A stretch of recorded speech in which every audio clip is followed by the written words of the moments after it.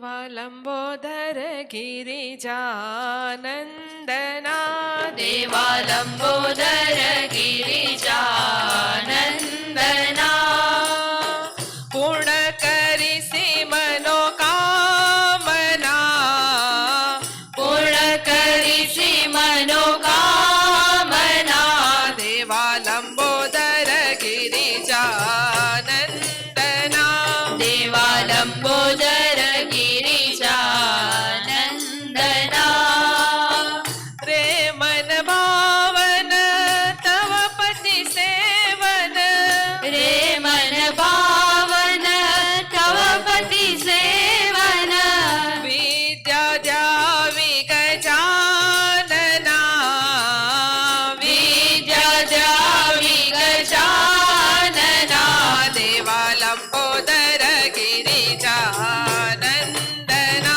देवालम्बोदर गिरिजानन्दना पूर्ण करिसि मनोकामना पूर्ण करिसि मनोकामना देवालम्बोदर गिरिजानन्दना देवालम्बोदर જીવનમાં સંઘ અને સત્સંગનું અનેરું મહત્વ છે. સદગુરુદેવના માર્ગદર્શન હેઠળ જીવન જીવતા આપણું જીવન સાર્થક થાય છે તેમાં શંકાને સ્થાન નથી. સદગુરુદેવની છત્રછાયા હેઠળ શિષ્ય પોતાનું ઉત્કર્ષ તો સાધે જ છે, સાથોસાથ સમાજ અને રાષ્ટ્ર માટે પણ પોતાનું યોગદાન આપે છે. એવું જ એક ઉત્કૃષ્ટ ઉદાહરણ પૂરું પાડનાર આપણા ધૃતિમાન નાથ સંપ્રદાયના શ્રી કલ્પેશભાઈ બારોટ છે. તેમણે 17 વર્ષ પર્યંત આર્મીમાં ફરજ બજાવી છે. હાલ તેઓ સેવાનિવૃત્ત છે. દાદાના આશીર્વાદ તેમની સાથે જ છે, જેના પ્રતાપે સીમા પર આતંકવાદીને પણ ઠાર કર્યા. સાચે જ રામ રાખે તેને કોણ ચાખે. આજે કલ્પેશભાઈ પૂજ્યશ્રીનું સ્વાગત કરશે, સત્કાર કરશે. તેમને નમ્ર વિનંતી છે સ્ટેજ પર આવે.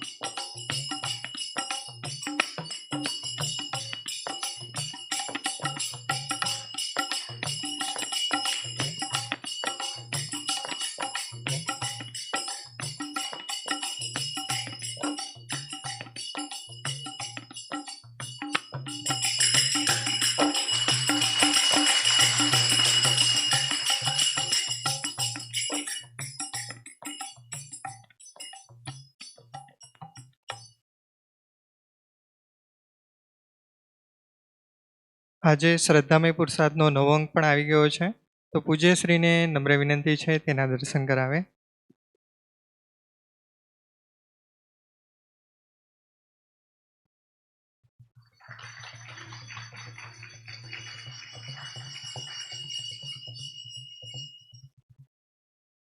વોલેન્ટિયર મિત્રો આપના ઘરે આ નવો અંક આપી જશે, ત્યારે સૌ નાથ ભક્તોને નમ્ર વિનંતી છે પોતાનું લવાજમ અવશ્ય રિન્યૂ કરાવે.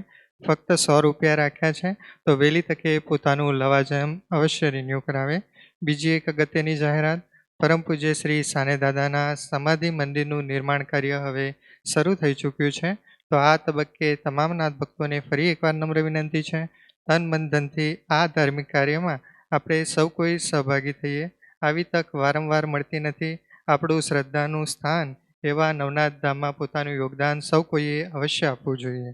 બીજી એક ખાસ જાહેરાત, દત્ત જયંતિ 29મી ડિસેમ્બર અને મંગળવારે આવે છે. તે અંગેની સૂચનાઓ આવતા ગુરુવારે અથવા તો તે પછીના ગુરુવારે આપવામાં આવશે. સરકારશ્રીના નવા પ્રોટોકોલ મુજબ આ મહોત્સવ અંગે નિર્ણય લેવાશે, જેની જાણ આપને કરવામાં આવશે. ઘણા બધા નાથ ભક્તોને ત્યાં લગ્ન પ્રસંગ પણ ગોઠવાયા છે. ગુરુ દરબારમાં સૌએ કંકોત્રીઓ પણ આપી છે, તો સૌને શુભ સૌનો પ્રસંગ શુભ રીતે પાર પડે, નિર્વિઘ્ને પાર પડે તે અર્થે સદગુરુદેવ અને ભગવાન ગણપતિના ચરણોમાં પ્રાર્થના.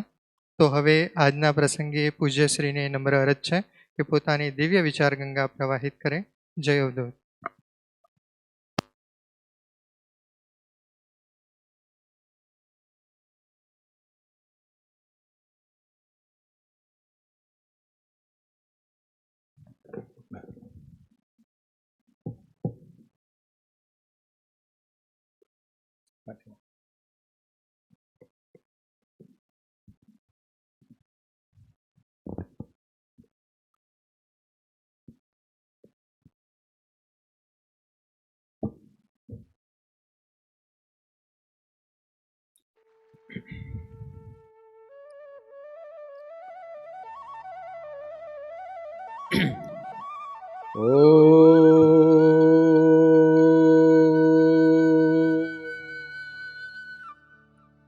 गणपति गजाननाय विद्महे अखंड मंगल स्वरूपाय धीमहि तन्नो विघ्नहर्ता प्रचोदयात्.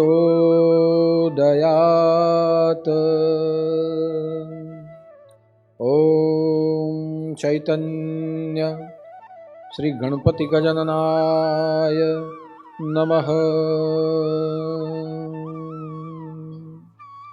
वक्रतुंड महाकाय सूर्यकोटि समप्रभ निर्विघ्नं कुरु मे देव सर्वकार्येषु सर्वदा. ओम श्री महागणाधिपते नमः. ओम श्री गजाननाय नमः. ओम श्री लंबोदराय नमः. ओम श्री संकटनाशक देवाय नमः.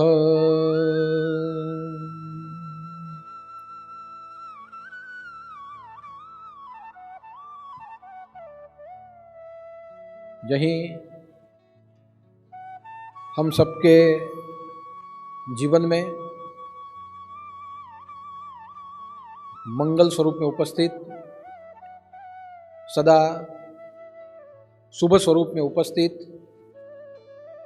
एवं जिन्होंने अपने भव्य मस्तक के ऊपर सिंदूरी आरूणी रंग का रत्नजड़ित मुकुट पहना है, जिन्होंने भक्तों के विघ्नों के नाश के लिए अपने हाथ में परशु का शस्त्र धारण किया है, जिन्होंने अपने पूरे शरीर के ऊपर रक्त चंदन का लेप किया है, ऐसे ओमकार स्वरूप ब्रह्म स्वरूप भगवान गजानन के चरणों में कार्तिक संकष्टी व्रत के संदर्भ में मेरा कोटि कोटि नमन एवं जो स्वयं गजानन स्वरूप है, जिन्होंने अपने जीवन से हमें ब्रह्मानंद की उपलब्धि कराई है, ऐसे ज्ञान स्वरूप हमारे सद्गुरु के चरणों में मेरे कोटि कोटि नमन। साथ साथ जो भी नाथ भक्त फेसबुक के माध्यम से, यूट्यूब के माध्यम से हर गुरुवार के विचार गंगा का श्रवण कर रहे हैं, दर्शन कर रहे हैं, उन सभी नाथ भक्तों को, धर्मप्रेमी भाई बहनों को मेरा जयोदूत जय जय मच्छिंद्र समर्थ और आदेश। हमारा जीवन संकटों से घिरा हुआ है। प्रतिक्षण मानसिक रूप से, शारीरिक रूप से, सामाजिक रूप से, भौतिक रूप से या राजनीतिक रूप से हमारे जीवन में संकट का आवागमन होते रहता है। और इसलिए कहा गया है कि मनुष्य जीवन, यह संसार, जन्म मरण कि ये जो भी आवागमन के फेरे हैं, ये सब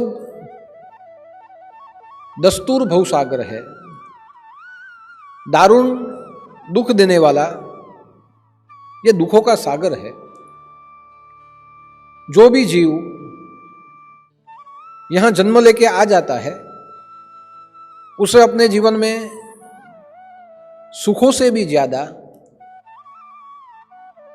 दुखों से प्रतिकार करना पड़ता है। इसलिए हम हमारे जीवन के सभी प्रकार से दुखों से मुक्त हो सके, हमारे जीवन में दुखों के द्वारा पड़ने वाले कष्टों से हम उगर सके, या फिर हमें जो भी यातनाएं हो रही है, इन सभी यातनाओं से हमारा निर्वाण हो सके, इसीलिए हमारे अध्यात्म ने, हमारे शास्त्रों ने हमें विविध समय पर व्रत, उपासना और आराधना करने का मार्ग बताया है। प्रति समय जो भी व्रत, उपासना और आराधना हमारे शास्त्रों ने हमें सूचित की है, उस प्रकार अगर हम परमात्मा के स्वरूप का अनुष्ठान करेंगे तो निश्चित ही इन सभी दुखों में से हमें सुख का अनुभव हो सकता है। आप सोच सकते हैं कि हम पूजा क्यों करते हैं, हम जप तप क्यों करते हैं, हम भगवान के मंदिर में क्यों जाते हैं। अगर यह प्रश्न हम दूसरों को पूछने से ज्यादा हमें खुद पूछे तो शायद उसका जवाब हमें हमारे मन के भीतर से मिलेगा कि हम पूजा पाठ इसीलिए करते हैं कि हमें दुखों से मुक्ति चाहिए। हम मंदिर इसीलिए जाते हैं कि हमारे परिवार वाले सब सुखी रहे।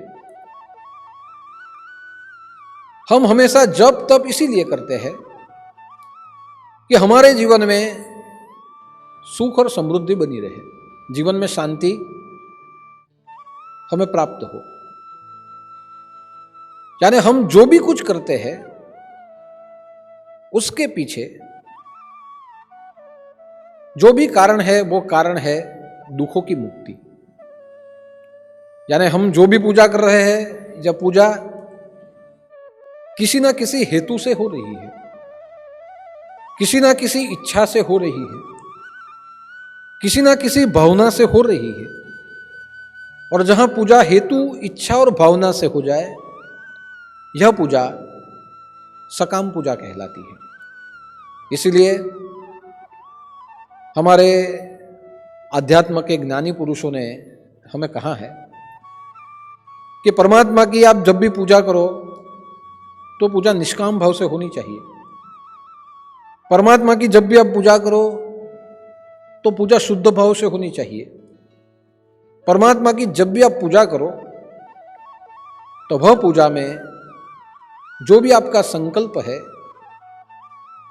वो शिव मानस संकल्प होना चाहिए, सभी के कल्याण का होना चाहिए। लेकिन ज्यादातर हम जो भी कोई पूजा करते हैं, यह हमारी पूजा, अनुष्ठान, व्रत दुखों की मुक्ति के लिए होते हैं। यानी हमारा शास्त्र तो ये कहता है कि जब भी आप पूजा करें तो पूजा शुद्ध मन से होनी चाहिए, शुद्ध मानस से होनी चाहिए, अंतर शुद्धि से पूजा होनी चाहिए। अब यहां शुद्ध मानस, अंतर शुद्धि, शुद्ध मन, उसका अर्थ एक ही होता है कि जब भी आप पूजा करें तो दुखों की मुक्ति के बारे में भी न सोचें, जब भी आप पूजा करें, परिवार के सुख के बारे में भी न सोचें, या जब भी पूजा करें तो समृद्धि और शांति मिले, इस विचार से भी आप पूजा न करें। क्योंकि मानस तभी शुद्ध कहलाता है जब हमारा मानस गंगा के जल के जैसा पवित्र हो, गंगा के जल के जैसा सदा निर्मल बहता रहे। लेकिन जब किसी भी प्रकार की भावना हमारे मन में आ जाए तो वह मानस दूषित मानस कहलाता है। इसलिए जब भी पूजा होती है तो अंतर्बाह्य शुद्धि के लिए पूजा में श्लोक बोला जाता है, पूजा में अंगन्यास, ऋषिन्यास और करन्यास किए जाते हैं, जिसके कारण हमारा मानस शुद्ध हो जाए। आज हम सोचते हैं कि पूजा करने से ही दुख दूर होंगे, लेकिन यह बहुत बड़ी हमारी भ्रमणा है। अगर पूजा करने से दुख दूर हो जाते, अगर पूजा करने से हमें सुख की प्राप्ति हो जाती, पूजा करने से हमें समृद्धि और शांति मिल जाती, तो शायद जीवन में कोई भी व्यक्ति कभी दुखी नहीं होता, कभी त्रस्त नहीं होता। पूजा करने से दुखों से मुक्ति मिल जाए, यह हमारा एक भ्रम है। क्योंकि जब भी हम पूजा करते हैं तो पूजा करने से दुखों से मुक्ति नहीं मिलती, न तो हमें सुख मिलता है। पूजा करने से हमारे जीवन में आनंद का अनुभव होता है, और आनंद का जहां अनुभव हो जाए वहां जीवन स्वर्ग बन जाता है। इसलिए आज तक जप तप व्रत करने के बाद भी हमारा जीवन असंतुष्ट रहा है, उसका एक ही कारण है कि हमने वर्तमान को छोड़ के भविष्य की कुछ कल्पना कर दी है। आप जब पूजा में बैठो और पूजा में जब संकल्प करते हो और मैं दुखों से मुक्त हो जाऊं, यह भाव से जब आप पूजा करते हो, तो आप सोचिए कि आप भविष्य में कुछ कल्पना कर रहे हो कि पूजा करने के बाद मेरे दुख दूर होंगे। एक भविष्य में कुछ हमने की कल्पना है। पूजा करने के बाद जैसे दुख दूर होंगे, सुख आएगा, तो हम स्वयं मान लेंगे कि हम दुख से मुक्त हो गए। यानी सुख का आना दुख से मुक्ति का कारण है भविष्य के लिए, ऐसा हम सोच लेते हैं वर्तमान में वहीं बैठे हुए। तो आप सोचिए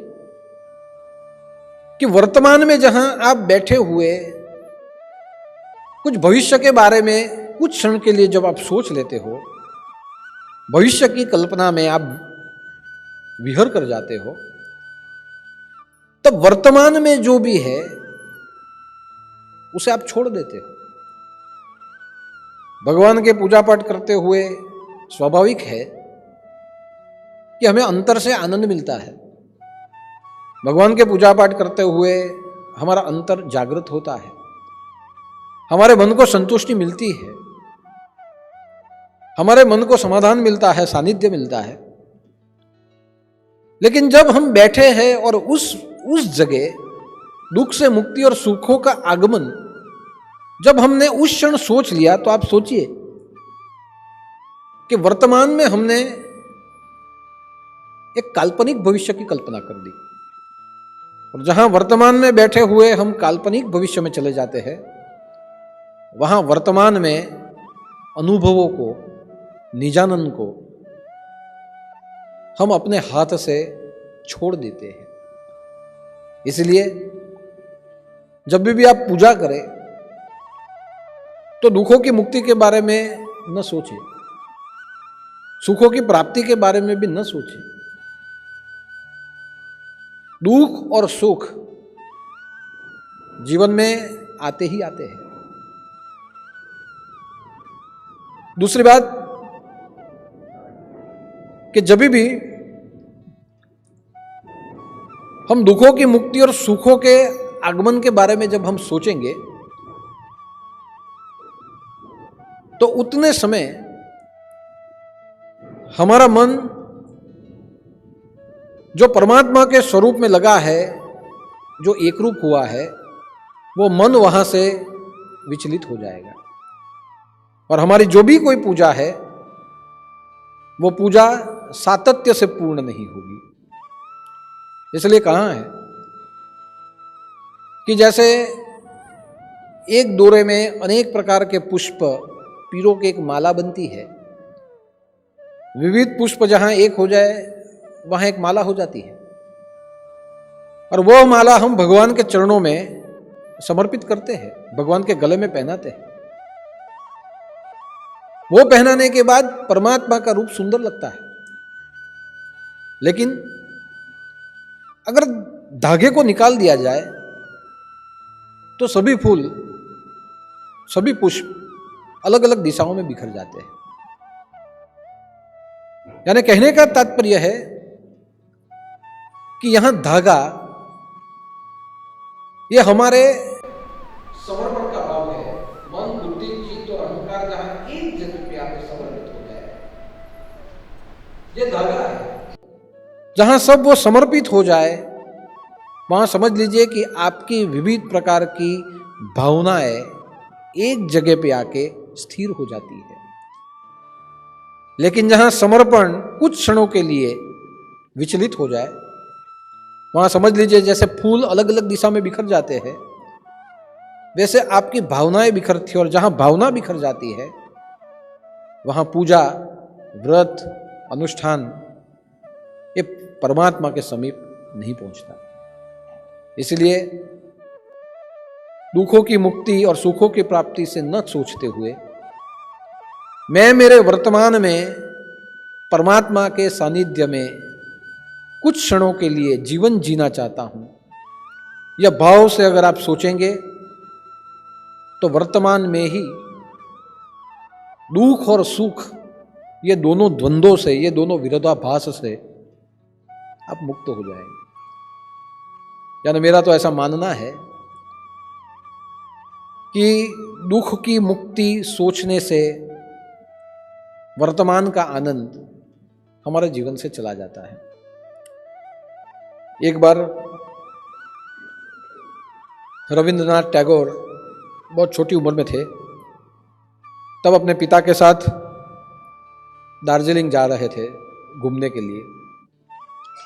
जैसे जैसे उनकी बस दार्जिलिंग के रास्ते पे आई, वहाँ से दार्जिलिंग 30-40 किलोमीटर दूर था, लेकिन उनकी बस उस मार्ग के ऊपर आई और घाट चढ़ने लगी। आजू बाजू सुंदर पहाड़, झरने, पुष्प, वृक्ष, वेलियां, एक बहुत सुंदर दृश्य आजू बाजू में शुरू हुआ। रविंद्रनाथ टैगोर बचपन से ही, वो तो कवि थे, तो बचपन से ही स्वाभाविक है कि उनके हृदय में स्वाभाविक रूप से प्रकृति के प्रति कल्पना और प्रेम भी होगा। तो तुरंत उन्होंने आंखें बंद कर ली और आंखें बंद करके एक मंद मुस्कान के साथ वो बस में बैठे थे। उनके पिताजी ने उन्हें देखा और कहा कि बेटा तूने आंखें क्यों बंद कर ली, तुझे क्या हो रहा है? तब रविंद्रनाथ टैगोर ने कहा कि मैंने आंखें इसलिए बंद कर ली है कि मैं सोच रहा हूं कि यहां इतनी हरियाली है, पहाड़ है, इतनी सुंदर हवा है, जब हम 2-3 घंटे के बाद जब दार्जिलिंग पहुंचेंगे तो वहां पहुंचने के बाद कितना सुंदर दृश्य होगा, वहां कितने पहाड़ होंगे, वहां पहुंचने के बाद हमें कितना आनंद आएगा, कितनी मजे आएगी, ये मैं सोच रहा हूं। तब रविंद्रनाथ टैगोर के पिताजी ने कहा कि बेटा अभी दार्जिलिंग आने में तो 2-3 घंटे बाकी है, वहां जाके 2-3 घंटे के बाद तुम्हें कितना मजा आएगा, कितना आनंद आएगा, ये सोचने से अच्छा है कि अभी यहाँ बैठे हुए आजू बाजू में जो भी कुछ कुदरती दृश्य है उसे देख के आनंद किया जाए। 4 घंटे के बाद क्या होगा, कैसा आनंद होगा, कैसी मजे होगी, ये सोचने में तुम वर्तमान में मुसाफरी का मजा तुम गवा रहे हो। और रविंद्रनाथ टैगोर ने तुरंत अपनी आंखें खोली और आजू बाजू के दृश्यों को उन्होंने देखना चालू किया। यानी आप सोचिए कि 4 घंटे के बाद हम क्या करेंगे, कितना सुख मिलेगा, ये सोचने में जीवन की मुसाफरी में जो आनंद है वो हमारा आनंद हम छोड़ रहे हैं। यानी भविष्य में समृद्धि और सुख मिले, यह सोचते सोचते हम आज के आनंद को गवा रहे हैं। और इसीलिए संत महात्माओं ने कहा है कि आज के आनंद की जय हो। जब भी कहीं भजन कीर्तन चालू हो तो अपने अपने माँ बाप की जय हो, अपने अपने सद्गुरु की जय हो, अपने अपने परमात्मा की जय हो, तो वहां आज के आनंद की जय ये भी बोला जाता है। क्यों बोला जाता है? कि आज जो हमें मिला है वो शायद हमारे कल्पना में अगर हम सोचेंगे तो नहीं मिल सकता। हमारी कल्पनाएं हमेशा हमें भ्रांति में ले जाती है। इसीलिए कल कितना सुख होगा वो सोचने से ज्यादा आज हम कितने आनंद में हैं, यह आनंद में जीना ये आवश्यक है। क्योंकि जब हम आज के आनंद में जब हम जीते हैं तो आज के आनंद में ही हम कल के लिए बहुत कुछ संग्रहित कर लेते हैं। आप सोचिए कि 30 दिन के बाद हमें तनख्वाह मिलेगी, हम क्या क्या करेंगे, ये अगर सोचने के लिए बैठ गए तो आज हम काम नहीं कर पाएंगे। नौकरी पे जाने की जगह घर में बैठ के ऐसे सोचेंगे कि 1 महीने के बाद मुझे जो पगार मिलेगा उसमें हम क्या क्या करेंगे, तो क्या आज का रोज आपको मिलेगा? आज का रोज पाने के लिए आज के आनंद में जीना जरूरी है, आज की प्रवृत्ति में जीना जरूरी है। आज आप जो करेंगे उसमें जो पाएंगे वो हो सकता है कि कल आपके लिए सुख हो, लेकिन आज ही हमारे दुख दूर हो जाए, हमारे जीवन में कल सुख मिले, ये सोचते सोचते परमात्मा के स्वरूप से हम विमुख हो रहे हैं। और इसीलिए कहा गया है कि जब भी आप पूजा पाठ जप तप व्रत करने के लिए जब आप बैठो तो आपका मन आपके साथ होना चाहिए। मेरा भला हो, मेरे परिवार का भला हो, ये नहीं, आपका मन, आपका भला हो, आपका उद्धार हो, आपके जीवन को आनंद मिले, आपको सानिध्य मिले, उसकी सोचिए। लेकिन जब हम बैठते हैं तो हमारे पूरे परिवार को साथ लिए बैठते हैं। मन में हमारे परिवार वाले कहीं कहीं अपना काम करते रहते हैं, लेकिन उनके लिए हम बैठते हैं। लेकिन ऐसे कहा गया है, आप भला तो जग भला। पहले अपने सानिध्य की प्राप्ति कीजिए, अपने जीवन में संतोष पाइए, भविष्य में सुख मिलेंगे, ऐसे लोभ से आप मुक्त हो जाइए। क्योंकि भविष्य में जो मिलना है उसकी सोच जीवन का मोह और लोभ है। भगवान गणपति जी ने कई असुरों का संहार किया है, लेकिन 6 असुर ऐसे थे जिनका संहार नहीं किया, जिनको सुधारा है, जिनको शांत किया है। कामासुर, लोभासुर, क्रोधासुर, मदासुर, अभिमानासुर, मत्सरासुर, ऐसे 6 असुरों का भगवान ने संहार नहीं किया, उन्हें शांत किया है, उन्हें अंकुश में लाया है। इसलिए जब आप गणेश पुराण पढ़ेंगे तो आपको पता चलेगा कि भगवान गणपति का कार्य शुभ करना है, तो भगवान गणपति जी का कार्य जो अशुभ हो रहा है उसे नियंत्रण में लेना भी है। इसीलिए सभी भगवान की कथा में एक भगवान गणपति जी का चरित्र ऐसे है कि जिन्होंने ये सभी असुरों को, ये सभी दुखों को कंट्रोल किया, अंकुश में लिया। आज आप सोच सकते हैं कि क्रोध ये क्या है, तो क्रोध भी हमारे जीवन का एक दुख है। क्रोध से हम भले दूसरों को दुखी कर दें, लेकिन जिसके जीवन में क्रोध है वो अशांत रहेगा। यानी क्रोध हमारे जीवन के लिए एक चिंता का विषय है, हमारे जीवन का एक दुख। काम हमारे जीवन का दुख है। काम की इच्छा, प्रबल इच्छा, वासना की प्रबलता, यह हमारे जीवन को प्रतिक्षण भूखा रखती है। इसलिए ये चिंता का भी विषय है और दुख का विषय है। अहंकार हमारे लिए चिंता का विषय और दुख का विषय है कि जो व्यक्ति अहंकारी है वो व्यक्ति कभी भी रात को सो नहीं सकता। उसे अपने मान की पड़ी होती है, उसे अपने सम्मान की पड़ी होती है, वो कभी सो नहीं सकता। ये चिंता का भी विषय है और दुख का विषय है। वैसे मत्सर, ईर्ष्या, ये दुख का भी विषय है और चिंता का भी विषय है कि जब हमसे अधिक कुछ दूसरों को पाता हुआ देखे तब हमारे जीवन में क्रोध पैदा हो जाता है, हम अशांत हो जाते हैं, हम जीवन से भटक जाते हैं और उसे नीचा दिखाने के लिए हमारी सभी वृत्तियां उसके पीछे हम लगाते हैं। हालांकि जीवन में इतना टाइम है नहीं किसी के पास कि अपना छोड़ के हम दूसरों के पीछे लगे। फिर भी द्वेष हमारी वृत्ति और प्रवृत्ति दूसरों के पीछे लगा देता है।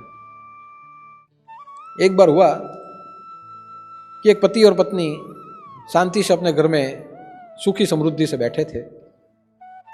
उनके पास इतना भी कुछ धन नहीं था, लेकिन इतना था कि वो भी भूखे न रहे, आने वाला कोई भूखा न रहे।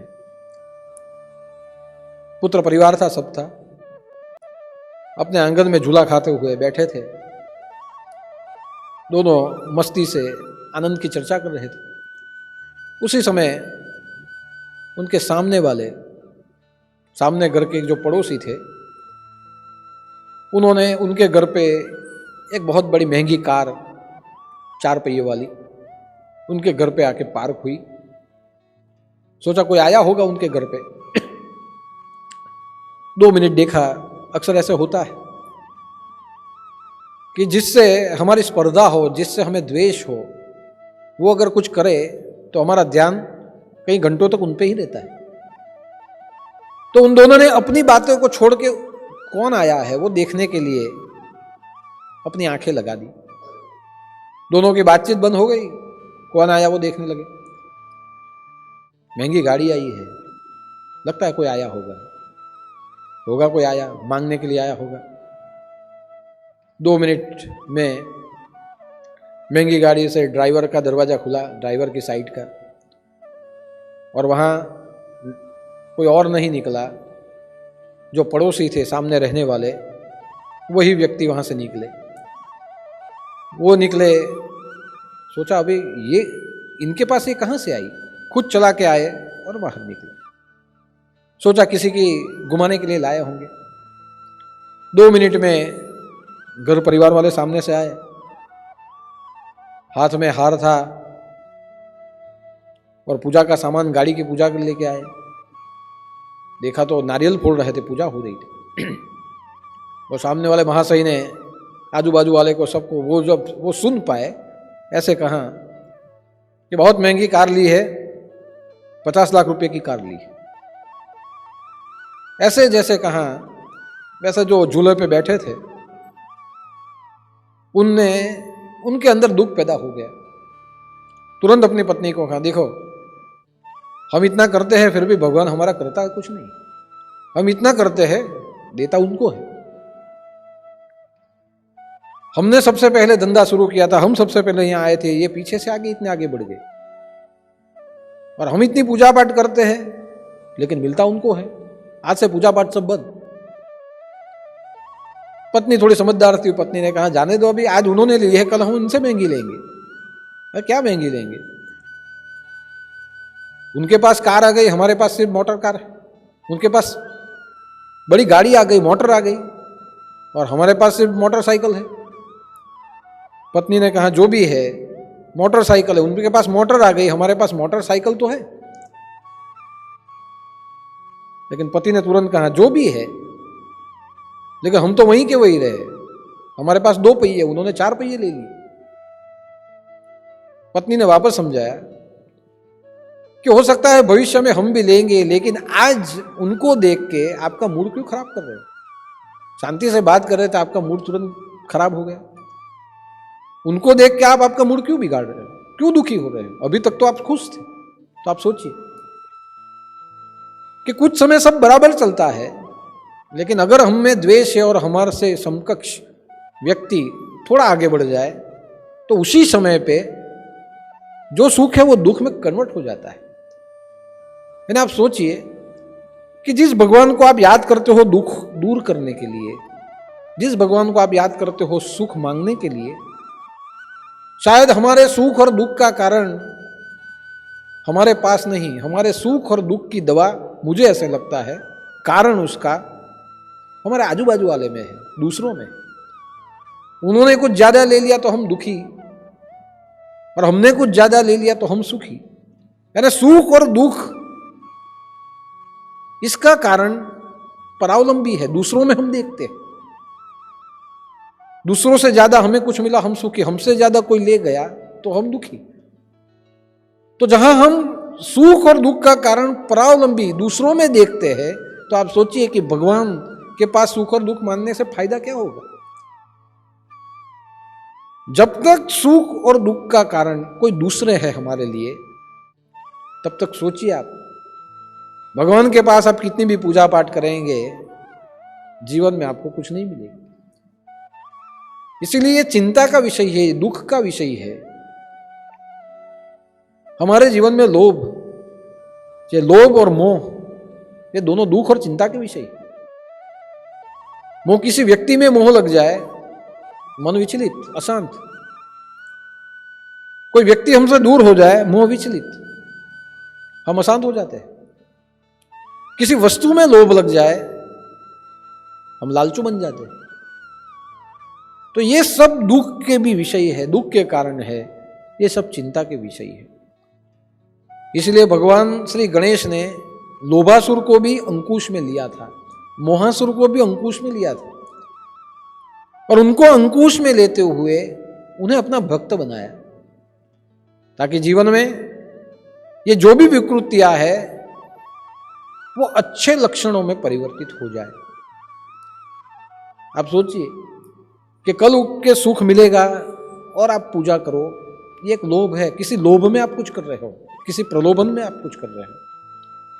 और भगवत गीता में 16वें अध्याय में तो लोभ के विषय में, यानी आसुरी गुण और दैविक गुणों में अलोलुपता, अलोपत्व, यह भी एक लक्षण माना गया कि जीवन में लोभ का अभाव होना, उसे कहा जाता है अलोपत्व। कि जीवन में लोभ का अभाव होना ये देवताओं का एक गुण है। जिसके जीवन में लोभ नहीं,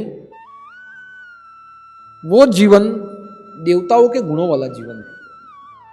इसलिए कहा गया कि लोभ कैसा होता है, तो लोभ, काम लोभ, कि हमारे जीवन में शरीर सुख के लिए दौड़ना, ये काम लोभ है।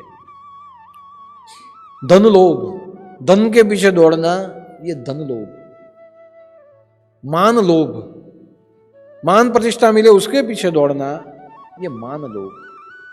स्वाद लोभ, किसी वस्तु में ज्यादा से ज्यादा उससे सेवन करना, ये स्वाद लोभ। लोभ का अर्थ होता है मन लग जाना, और लोपत्व यानी लालच का अर्थ होता है न छूटना। किसी के पास धन ज्यादा आ जाए, लोभी हो, उसे धन मिले, लेकिन लोभ, लालच में कब हो जाती है कि जो मिला है वो जब छूटता नहीं, उसे कहा जाता है लालच।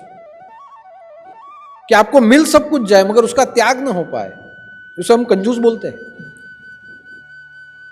कि भगवान ने उसे दिया सब कुछ, लेकिन उसके हाथ से छूटता नहीं। तो लोभ में जब न छूटे वस्तु, धन न छूटे, कोई विषय न छूटे, स्वाद न छूटे, तो आप समझ लीजिए उसे कहा जाता है लालच। यानी हमारे जीवन में लोभ और लालच, सुख मिले, समृद्धि मिले, शांति मिले, ये सोच के अनुष्ठान और पूजा करना, ये हमारे अंदर का लोभासुर है। जब तक हम लोभासुर को अंकुश में नहीं लाएंगे, मोहासुर को अंकुश में नहीं लाएंगे, तब तक भगवान गणपति की प्राप्ति, परमेश्वर की प्राप्ति हमें नहीं होगी। आज आप देख सकते हैं कि भ्रष्टाचार का फैलना, लोभ और लालच, शादी ब्याह में दहेज का मांगना, लोभ और लालच, स्कूल में डोनेशन मांगना, यह लोभ और लालच, कहीं भी आप जाओ लांच रुश्वत लेना, ये लोभ और लालच। यानी एक तरह से देखा जाए तो हमारे अंदर, हमारे समाज में जो लोभासुर है, ये लोभासुर का साम्राज्य सबसे अधिक है और उसी कारण ये समाज में दूषण फैले है। आज दहेज प्रथा क्यों आई? कि आपकी लड़की से हम शादी करते हैं मगर हमें इतना धन चाहिए, ये लोभ, दूसरों से मांग लेने का लोभ। जब लड़के हो जाए तो लोग खुश होते थे उस समय पे, बेचारो लड़का हुआ, जब शादी करेगा कुछ लेके आए। और लड़कियां पैदा होती थी तो कई लोगों को दुख होता था कि लड़कियां पैदा हुई, हमें कुछ देना पड़ेगा। लेकिन ये हमारी संकुचित मानस था हमारा। आज आप देख सकते हैं कि आधुनिक युग में लड़का और लड़की दोनों समान हो चुके हैं। आज लड़कियों ने इतना विकास किया है, स्त्री जाति ने समाज के लिए खुद का इतना विकास किया है कि आप हर एक क्षेत्र में आज आप उनको ही देखोगे। और जहां पुरुष थे वह पुरुष का स्थान है, लेकिन पुरुष ने अपनी वृत्तियों से अपना स्थान नीचे गिराया है। इसलिए दहेज प्रथा का आ जाना, उसका सबसे बड़ा कारण है समाज में लोभ। व्यक्ति में तो लोभ है, पूरे समाज में लोभ। और जहां पूरे समाज को रोग लग जाता है, वहां हम जानते हैं कि जो सच्चे हैं और जो अच्छे हैं उन्हें जीवन में भुगतना पड़ता है। एक बार कहीं किसी जगह मैंने एक जोक्स पढ़ा था कि एक लड़का लड़की को देखने के लिए गया। लड़का लड़की एक दूसरे से बातचीत की, लड़का लड़की को देखने के लिए गया, बातचीत हुई, सब कुछ ठीक ठाक लगा। लड़के से पूछा गया कि लड़की अगर पसंद है तो आगे के लिए सोच सकते हैं, आप क्या सोचते हैं? लड़की से बातचीत हो रही थी। लड़के ने लड़की को कहा कि वैसे तो तुम मुझे पसंद हो, लेकिन तेरे बाप के पास कार देने की अगर क्षमता है तो मैं शादी कर सकता हूं। तू पसंद है लेकिन तेरे बाप के पास कार देने की क्षमता है तो मैं शादी कर सकता हूं। लड़की पढ़ी लिखी थी। लड़की ने जवाब दिया कि मेरे बाप के पास तो कार देने की क्या, एरोप्लेन देने की क्षमता है, तेरे बाप के पास एयरपोर्ट बनाने की क्षमता है तो मैं शादी करूं। अभी आप सोचो कि तारा बाप पे कार આપવાની जो ताकत હોય तो હું લગ્ન કરું, લઈ જાઉં તને। અને છોકરી ભણેલી ગણેલી કીધું કે મારા બાપ પાસે તો કાર હું એરોપ્લેન આપવાની તાકાત છે, તારા બાપ પાસે એરોપ્લેન માટે એરપોર્ટ બનાવવાની તાકાત હોય તો કહેજે અને કાલે ઉઠીને મોઢું ધોઈને આવજે, હું લગ્ન કરીશ। હવે જો આ જવાબ કે જब हम कुछ मांगते हैं, તમે કંઈ માંગો તો તેની સામે એટલું યાદ રાખજો કે તમારે પણ કંઈક આપવાની ક્ષમતા રાખવી પડે। એટલે હું તો કહું છું, તુલસી લગ્નના દિવસે જ કહેવાનો હતો કે મહેરબાની કરીને લગ્ન કરવા માટે જાઓ તો પૈસા જોઈને જતા નહીં, સંસ્કાર જોઈને જજો અને કંઈ માંગતા નહીં। માંગવું હોય તો કહેજો કે તમારી છોકરી પ્રેમથી અમને આપી દો, પણ જો પૈસા જ માંગવા માટે જવાના હોય તો મારું એવું માનવું કે લગ્ન કરતા જ નહીં। છોકરાઓમાં એટલી કાન્યત પોતાનામાં જ હોવી જોઈએ કે જેને લગ્ન કરીને લાવે તેનું ભરણ પોષણ સારામાં સારું એ કરે। પણ જો આપણા જ છોકરામાં એટલી પાત્રતા નહીં હોય તો બીજાના ઘરે ભીખ માંગવા જશો નહીં। છોકરાઓને પાત્ર બનાવો। છોકરાઓ જ્યારે कुपात्र थवा मांड्या त्यारे दहेजनी प्रथा पुरुष प्रधान देशे लावीने मूकी। इसलिए इतना ही कहना चाहता हूं कि अपने लड़कों को पात्र बनाए, पढ़ाए लिखाए, संस्कार दे। अगर संस्कार होंगे, पढ़ेंगे लिखेंगे, तो जिसे आप अपने घर में ला रहे हो उसके लिए उसको कुछ दे पाएंगे, क्योंकि जो आने वाली है वो आपको बहुत कुछ देती है। पहले किसी की लड़की बन के आती है, घर में स्त्री बनती है, स्त्री के बाद वो माँ बनती है, माँ के बाद पूरे परिवार को वो संभालती है और आपके पूरे परिवार को वो सुख देती है। यानी जो आ रही है वो बहुत कुछ दे सकती है, लेकिन उतना सोच लेना कि आप उसको क्या दे सकते हो। अगर आपके पास देने की क्षमता है तो मैं मानता हूं कि दहेज मांगने की कुछ जरूरत नहीं। यानी ये लोभासुर है जो आज भी कई गांवों में, कई राज्यों में, कई ज्ञातियों में आज भी दहेज प्रथा चालू है। इसलिए वर्तमान में आनंद की अनुभूति, सानिध्य अगर मिले तो हो सकता है कि दुखों के सामने लड़ने की क्षमता अपने आप हमें मिले। इसलिए मैं कहूँगा कि जो आप व्रत करते हो, जो अनुष्ठान करते हो, जो उपवास करते हो, ये सभी कुछ वर्तमान के लिए करें, दुख की मुक्ति के लिए। दुख तो हमेशा रहने हैं, पर मैं तो मानता हूँ सुख कैसा है ये अनुभव करने के लिए भी जीवन में दुख चाहिए।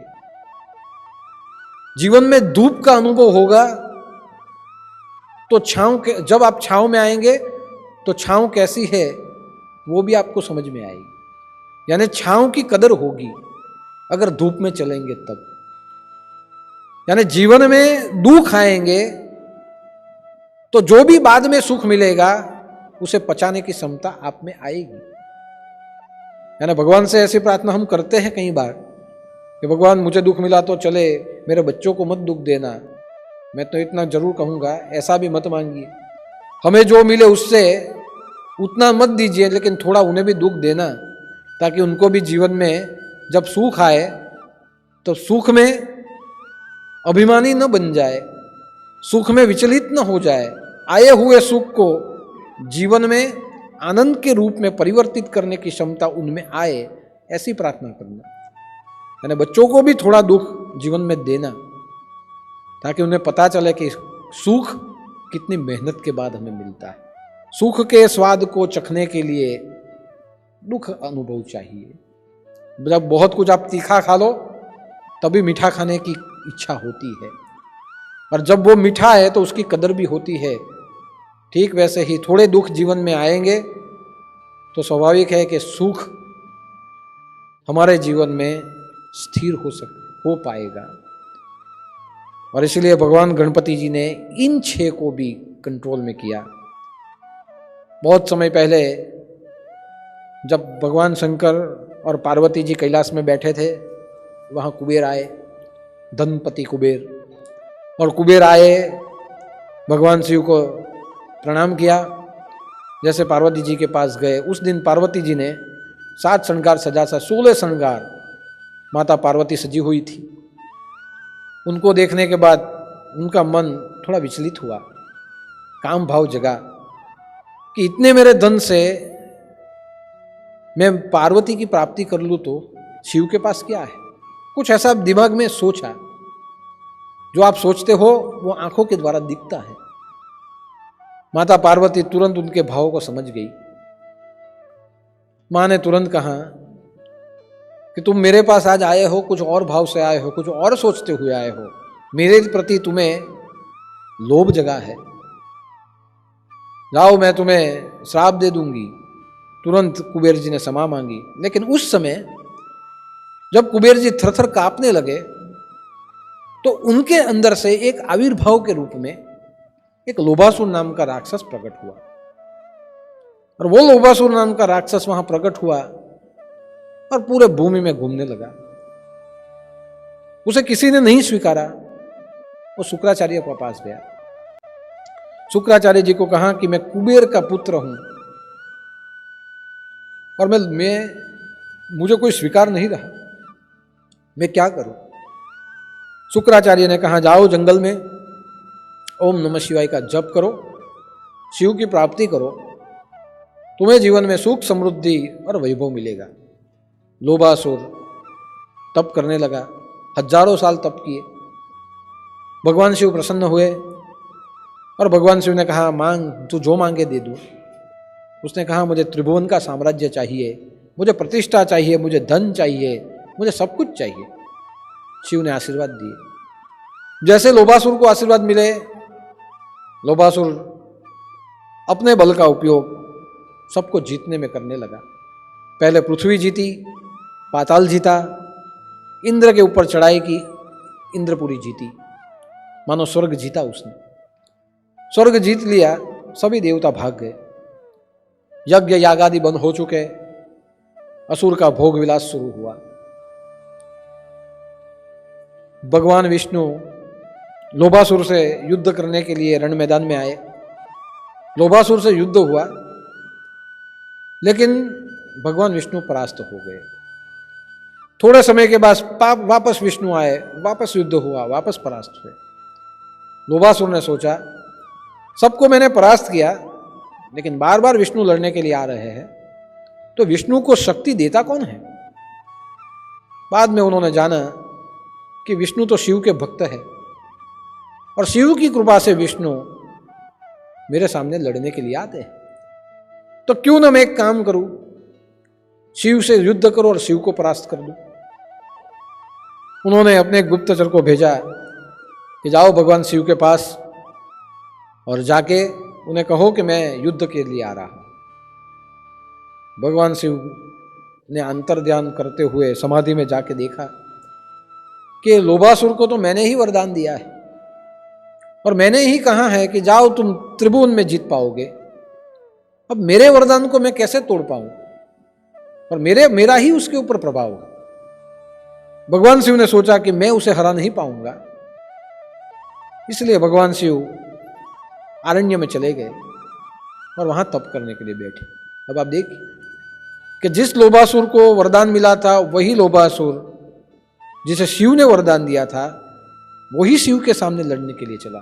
आप देखो अविवेक, जब हम में लोभ आता है तो हम जिससे हमें कुछ मिला है उसका भी अनादर कर देते हैं।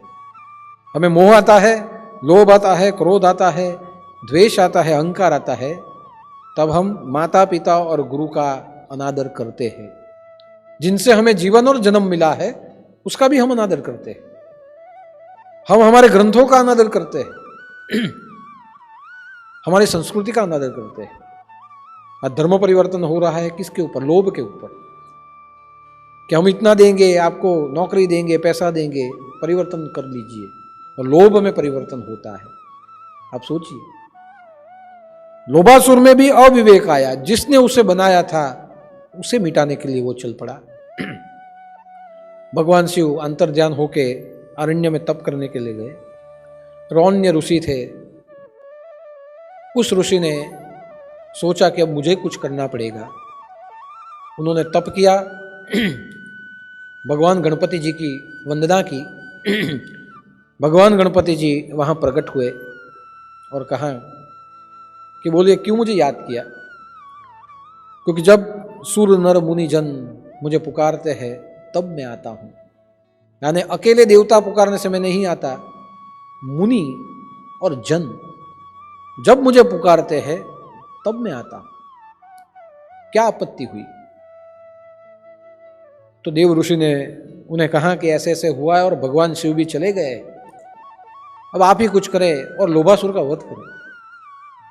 भगवान गणपति ने कहा कि मैं लोभासुर का वध तो नहीं करूंगा, लेकिन उसे मैं अपने अंकुश में ले लूंगा। भगवान गणपति जी ने संदेशा भेजा कि लोभासुर तुम तैयार रहना, मैं आ रहा हूं।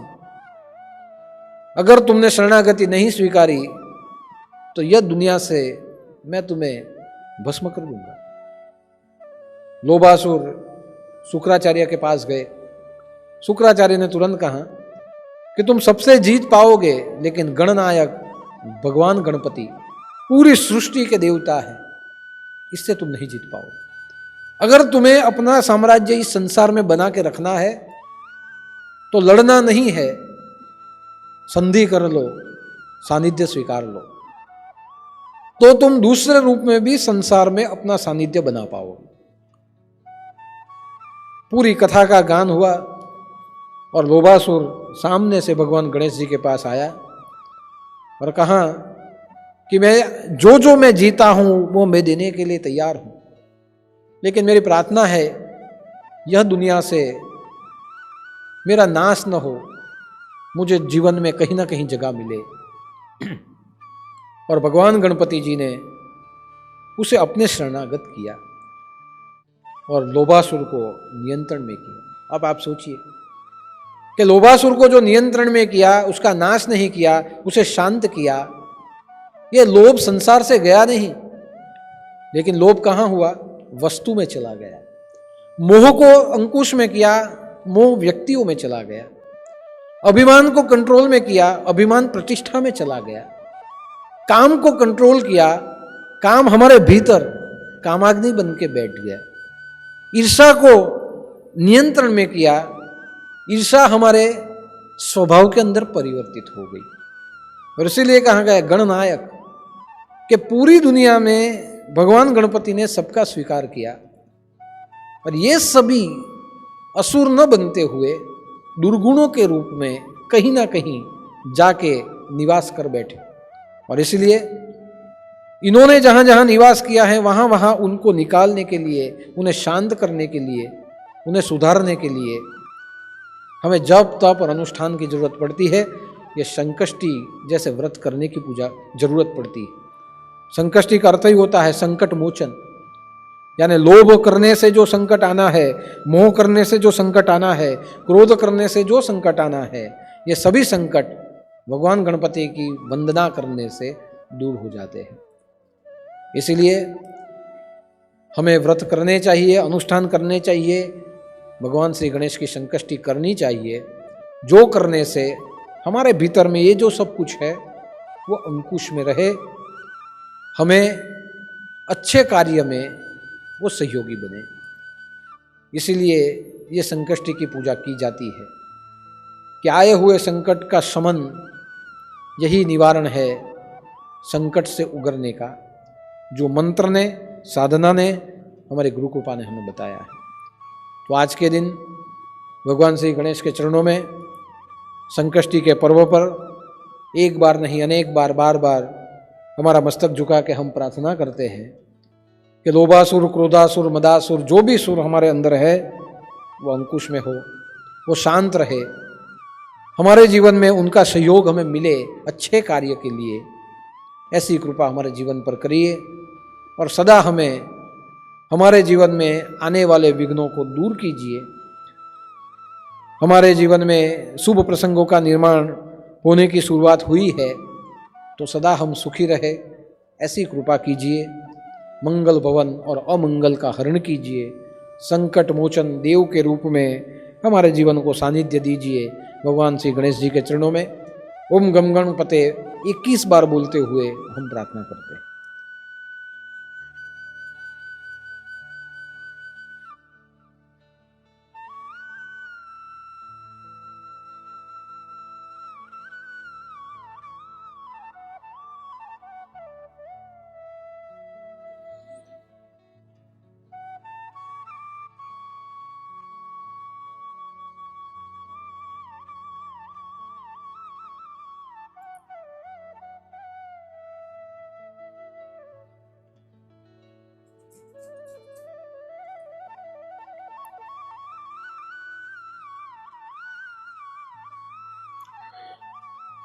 विघ्नेश्वराय वरदाय सुरप्रियाय लंबोदराय सकलाय जगद्विताय नागाननाय स्तुतियज्ञ विभूषिताय गौरीसुताय गणनाथ नमो नमस्ते। गणपति बाप्पा मंगल मूर्ति एक बार साने दादा की जय नाथ पंच अमर रहे, एक बार छोटे दादा की जय। તો કાર્તિક મહિનાની એટલે આ વર્ષની પહેલી સંકષ્ટીનું પૂજન योगानुयोग गुरु दरबार में थયું और गुरु दरबार में हमने पहली संकष्टी की पूजा की साल की।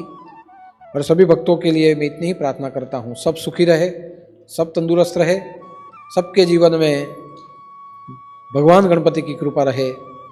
और अभी नए साल में आपके घर में जो भी कोई मंगल प्रसंग आने वाले हो और आए वो निर्विघ्न पार हो, आपके मंगल प्रसन्न हमेशा के लिए मंगलमय रहे, ऐसी प्रार्थना मैं भगवान गणपति जी के चरणों में, गुरुदेव के चरणों में करता हूँ।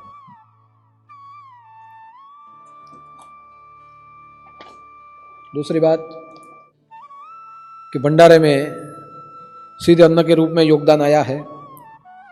भार्गव नरेश भाई महुआ 15 किलो भिंडे, छनाभाई पटेल कोपरली 25 किलो चावल, नीलाबेन कांकड़वा 40 किलो बैंगन, सकुबेन गामित टीचकिया 80 किलो गेहूँ, गुलबीबेन गामित लोटरवा 5 किलो चावल, गौशाला के लिए गौचारे के रूप में योगदान रमीलाबेन पटेल सादकपुर 1000 नंग घास की पुड़ी, 1000 नंग गौचारे के लिए आई है।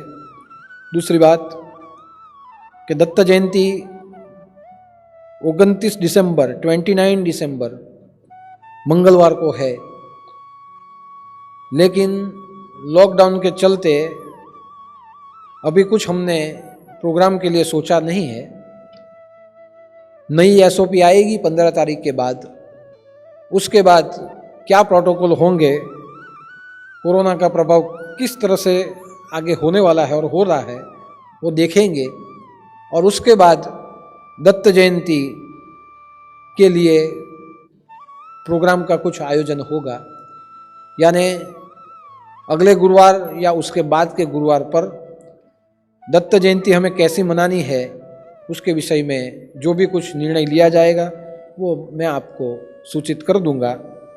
लेकिन भगवान को इतनी जरूर प्रार्थना करिए, भगवान गणपति को, कि विघ्नेश्वर है, विघ्न को हरने वाले, तो ये जो भी महामारी फैली है, ये महामारी रूपी विघ्न से हम सबको मुक्त करे, राष्ट्र को मुक्त करे, दुनिया को मुक्त करे। ऐसी प्रार्थना आपको वहाँ ही बैठे हुए करनी है। आज के गुरुवार पर इतना ही। जिन्होंने संकष्टी की है वो सभी भगवान की आरती करे, उपासना करे और अथर्व शीर्षम का पाठ करे। चंद्रोदय के समय पे भगवान को 2 हाथ जोड़ते हुए प्रणाम करते हुए भोजन करे, उनको भी भोजन खिलाए, प्रसाद खिलाए और सभी के मंगल की कामना करे। ऐसा ही मेरा आप सबको सूचन है। तो आज के गुरुवार पर बस इतना ही। सभी भक्तों को मेरा जय उदूत, जय जय मच्छिंद्र समर्थ और आदेश।